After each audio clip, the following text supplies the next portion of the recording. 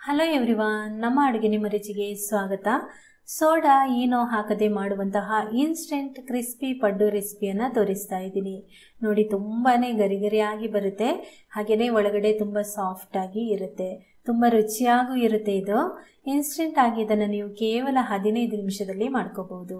ಬನ್ನಿ ಈಗ ಇದನ್ನು ಮಾಡೋ ವಿಧಾನ ಹೇಗೆ ಅಂತ ನೋಡೋಣ.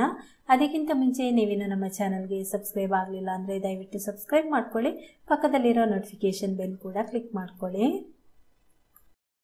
ಈಗ ಮೊದಲಿಗೆ ಒಂದು ಬೌಲ್ ತಗೊಂಡು ಅದರಲ್ಲಿ ನಾನು 3/4 ಕಪ್ನಷ್ಟು ದಪ್ಪ ಅವಲಕ್ಕಿಯನ್ನು ಹಾಕ್ತಾ ಇದ್ದೀನಿ. ಇದಕ್ಕೆ ನೀರು ಹಾಕಿ 1 ರಿಂದ 2 ಸರ್ತಿ ಚೆನ್ನಾಗಿ ಇದನ್ನು ತೊಳೆಯಬೇಕು.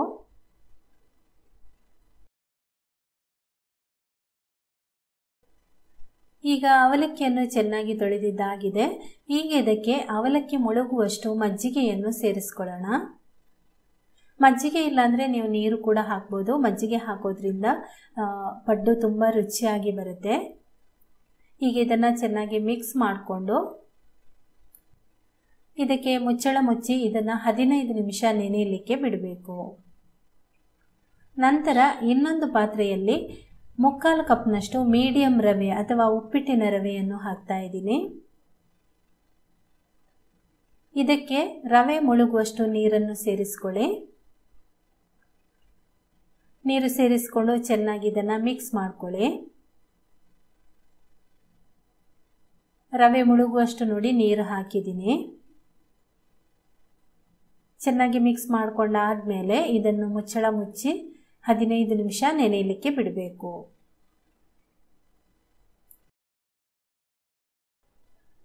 ಅವಲಕ್ಕಿಯನ್ನು ನೆನೆಯಲಿಕ್ಕಿಟ್ಟು ಸುಮಾರು 15 ನಿಮಿಷ ಆಗಿದೆ. ಇದಕ್ಕೆ ಹಾಕಿದ ಮಜ್ಜಿಗೆಯನ್ನೆಲ್ಲ ಹೀರ್ಕೊಂಡು ಅವಲಕ್ಕಿ ನೋಡಿ ಸಾಫ್ಟ್ ಆಗಿ ಆಗಿದೆ.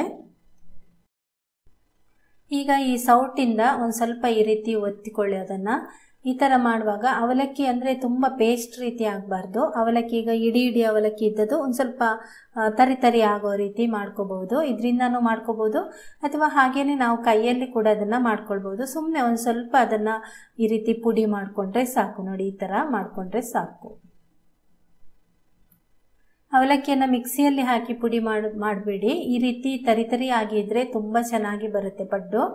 ಈಗ ಈ ರವೆಯನ್ನು ತೋರಿಸ್ತಾ ಇದ್ದೀನಿ. ರವೆ ನೋಡಿ ಚೆನ್ನಾಗಿ ನೀರನ್ನೆಲ್ಲ ಹೀರ್ಕೊಂಡು ಸಾಫ್ಟ್ ಆಗಿ ಬಂದಿದೆ. ಈಗ ಈ ಅವಲಕ್ಕಿಯ ಜೊತೆಗೆ ಈ ರವೆಯನ್ನು ಕೂಡ ಸೇರಿಸ್ತಾ ಇದ್ದೀನಿ.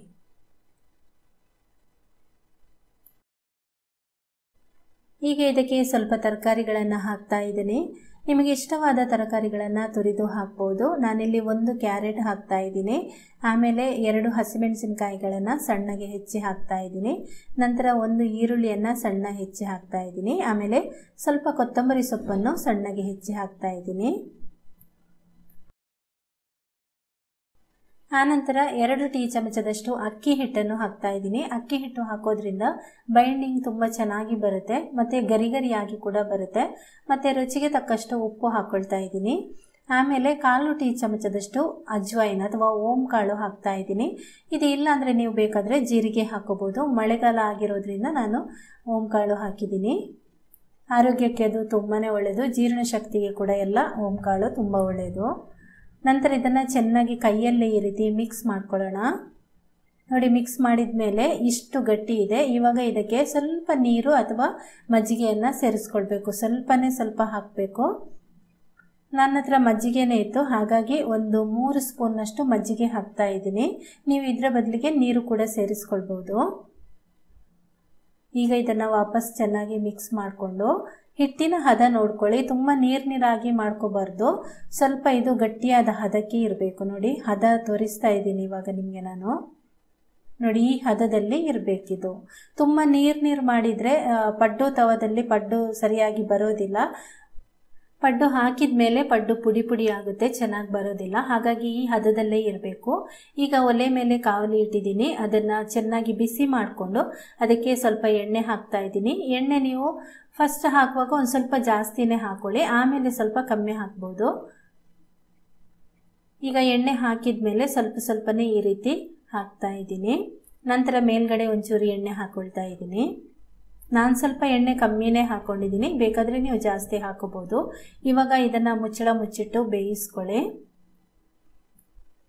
ಪಡ್ಡು ಬೇಯಿಸುವಾಗ ನಿಧಾನ ಉರಿಯಲ್ಲಿ ಬೇಯಿಸ್ಕೊಳ್ಳಿ, ಚೆನ್ನಾಗಿ ಆವಾಗ ಒಂದೇ ಸಮನೆ ಬೇಯುತ್ತೆ. ಇಲ್ಲಾಂದರೆ ಮಧ್ಯದಲ್ಲಿ ಸರಿಯಾಗಿ ಬೇಯೋದಿಲ್ಲ, ಕೆಳಭಾಗದಲ್ಲಿ ಅದು ಜಾಸ್ತಿ ಕಪ್ಪಗಾಗ್ಬಿಡುತ್ತೆ. ಇವಾಗ ನೋಡಿ ಒಂದು ಸೈಡ್ ಚೆನ್ನಾಗಿ ಬೆಂದಿದೆ, ತುಂಬ ಗರಿ ಗರಿಯಾಗಿ ಬಂದಿದೆ. ಇನ್ನೊಂದು ಸೈಡ್ಗೆಲ್ಲ ಮಗಚಿ ಹಾಕ್ತಾ ಇದ್ದೀನಿ.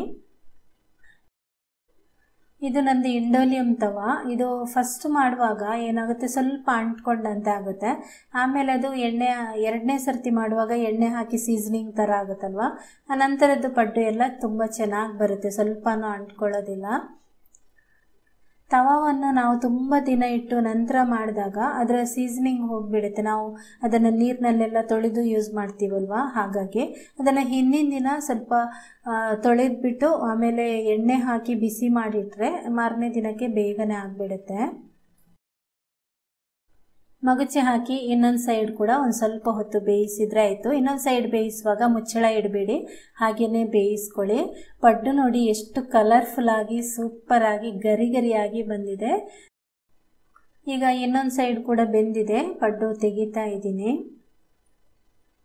ತುಂಬಾ ರುಚಿಯಾಗಿತ್ತು, ಖಂಡಿತ ನೀವು ಕೂಡ ಇದನ್ನು ಟ್ರೈ ಮಾಡಿ. ಇವಾಗ ಪಡ್ಡು ಬೆಂದ ಮೇಲೆ ತೆಗೆದಿದ್ದೀನಿ, ನೋಡಿ ಯಾವ ರೀತಿ ಬಂದಿದೆ ಅಂತ. ತುಂಬ ಅಂದರೆ ತುಂಬ ಟೇಸ್ಟಿ ಆಗಿರುತ್ತೆ.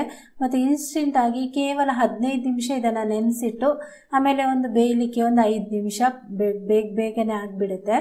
ತುಂಬ ನೀರಾಗಿ ಹಿಟ್ಟನ್ನು ಮಾಡ್ಕೊಳ್ಬೇಡಿ, ಸ್ವಲ್ಪ ಗಟ್ಟಿಯಾಗಿಯೇ ಇರಲಿ. ನೋಡಿ ಗಟ್ಟಿಯಾಗಿ ಇತ್ತು, ಆದ್ರೂ ಎಷ್ಟು ಚೆನ್ನಾಗಿ ಬಂದಿದೆ ಅಂತ ನೋಡ್ಬೋದು. ಯಾವುದೇ ಇದಕ್ಕೆ ಸೋಡಾ ಏನು ಯಾವುದು ಕೂಡ ಹಾಕಲಿಲ್ಲ, ಆದ್ರೂ ಪರ್ಫೆಕ್ಟಾಗಿ ಬಂದಿದೆ. ಓಕೆ ಫ್ರೆಂಡ್ಸ್, ಈ ಒಂದು ರೆಸಿಪಿ ನಿಮಗೆ ಇಷ್ಟ ಆಗಿದ್ರೆ ಒಂದು ಲೈಕ್ ಮಾಡಿ, ನಿಮ್ಮ ಪರಿಚಯದವರಿಗೆ ಶೇರ್ ಮಾಡಿ. ಹಾಗೆಯೇ ನಮ್ಮ ಚಾನಲ್ಗೆ ನೀವಿನ್ನೂ ಸಬ್ಸ್ಕ್ರೈಬ್ ಆಗಲಿಲ್ಲ ಅಂದರೆ ದಯವಿಟ್ಟು ಸಬ್ಸ್ಕ್ರೈಬ್ ಮಾಡ್ಕೊಳ್ಳಿ. Thank you.